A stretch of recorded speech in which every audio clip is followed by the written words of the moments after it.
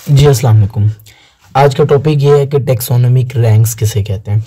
तो हम लोगों ने इससे पहले टॉपिक पढ़ा था क्लासिफिकेशन किसे कहते हैं, कि जानदारों को, ऑर्गेनिजम्स को मुख्तलिफ ग्रुप्स के अंदर तकसीम करने को क्लासिफिकेशंस कहते हैं।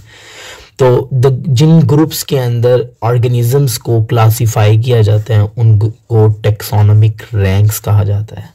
और इसका सिंगुलर जो है ना वो उसको टेक्सॉन भी पढ़ते हैं।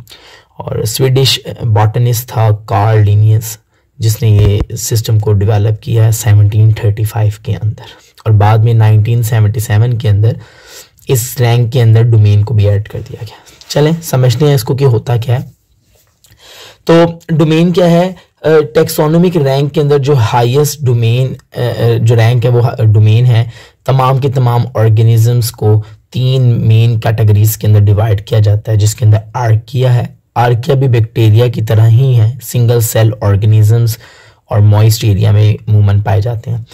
बैक्टीरिया ये टीनी ऑर्गेनिज्म है जो रिस्पॉन्सिबल है आपके अंदर बीमारियां फैलाने के लिए। और यूकैरिया है, और यूकैरिया के अंदर तमाम kingdoms, Animalia, plants, fungi, protista ये सब आ जाते हैं। तो हाईएस्ट जो रैंक है वो डोमेन है। उसके बाद पढ़ेंगे ये किंगडम क्या है।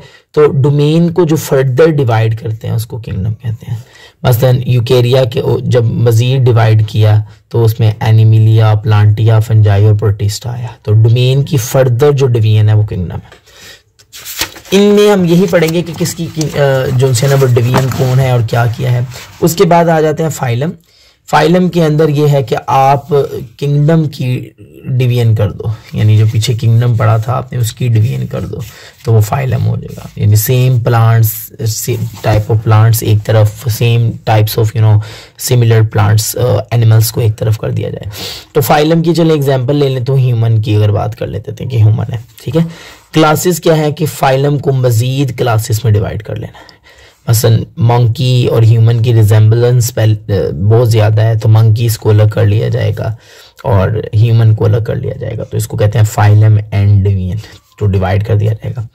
ऑर्डर में यह है कि फर्दर उनको ऑर्डर के लिहाज से डिवाइड कर दिया जाएगा कि ह्यूमन में अगर एग्जांपल करें तो उनके रिश्तेदारों, जो क्लोज रिश्तेदार हैं, रिलेटिव्स हैं, उनको अलग कर लिया जाएगा। फैमिली की अगर बात कर ली जाए तो ऑर्डर को मजीद ब्रोक डाउन कर किया जाएगा, यानी रिलेटिव्स जो रिलेटेड फैमिलीज हैं उनके अलग कर लिया जाएगा। जीनस की बात करें तो each family is divided into related genera, single genus. तो फैमिली की फर्दर डिवीजन जो है वो क्या है? जीनस है। और लास्ट के अंदर मोस्ट इंपॉर्टेंट जो पेपर पॉइंट ऑफ व्यू से डेफिनेशन सबसे ज़्यादा आती है वो स्पीशीज। ये लोएस्ट लेवल ऑफ क्लासिफिकेशन है जिसके अंदर ऑर्गेनिजम्स एक दूसरे के साथ इंटरब्रीड करते हैं और प्रोड्यूस करते हैं फर्टाइल, जिनके अंदर ये सलाहियत होती है कि they can produce of spring, यानी बेबीज, वो बच्चे पैदा कर सकते हैं। तो इन्हें स्पीशीज कहा जाता है।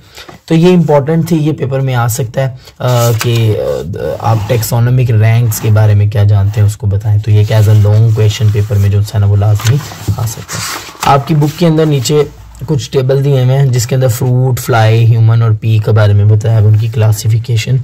तो अगर आप कोशिश कीजिएगा कि सारी तो की नहीं जा सकती तो ह्यूमन कर लें आप, क्योंकि human paper point of view से इम्पोर्टेंट है। यूकैरिया डोमेन में क्या आता है, किंगडम में एनिमिलिया आता है, फाइलम में क्या आता है, कॉर्डेटा, क्लास में मैमेलिया, ऑर्डर में प्राइमेट्स आ जाता है, होमिनिडिया आ जाता है, फैमिली में जीनस में होमो आ जाता है और स्पीशीज़ के अंदर होमो सैपियंस आ जाता है। तो सारे नहीं तो ये कम से कम ये ज़रूर कीजिएगा।